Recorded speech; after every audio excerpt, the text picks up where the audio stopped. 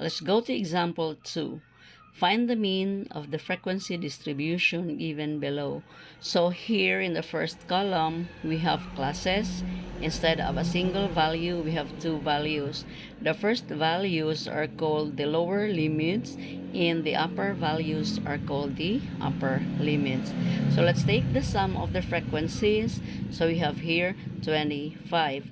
But unlike the first example, we need to find here the midpoints of the classes. So we have here our x sub m, which refers to the midpoint. So how do we get the midpoints? We get the average of the numbers in each of the rows. So for the first midpoint, we have 50 plus 54 divided by 2, and that gives us 104 divided by 2 is equal to 52. So 52 will go here as our first midpoint. Then the second midpoint would be 55 plus 59 divided by 2. That would be equal to what? 114 divided by 2, which gives us 57.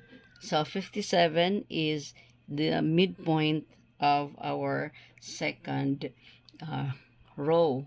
Now, if you notice that this lower limits here, okay, has an interval of 5, meaning the next interval or the next class is the first lower limit here plus 5, and then if we keep adding 5, then we will be able to come up with the number 70 here. So in order to get the midpoint, you don't need to use this formula for the rest of the classes. You can just add 5, which is what we call the class interval. So adding 5, we have 52 plus 5 is 57, plus 5 is equal to 62, plus 5 we have 67, and another 5 we get 72. So in our fourth column, we are going to multiply the frequency and the midpoint. So 3 times 52 is, okay, 156. 7 times 57 is, yes, 399. And then we have 9 times 62 is, okay, you can use your calculators, it's 558. 5 times 67 is 335. And 1 times 72 is 72. Then we're going to get the sum of the product of f and x sub m, which gives us, okay, this is 1,520.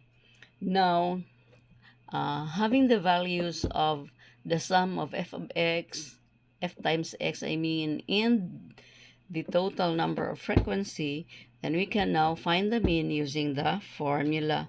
So we have bar x is equal to summation of, okay, so we have f times x sub m divided by n. So using the data from our table, then we have bar x is equal to 1,520 divided by 25, which gives us a value of 60.8, or we have here our mean is equal to 61. Okay,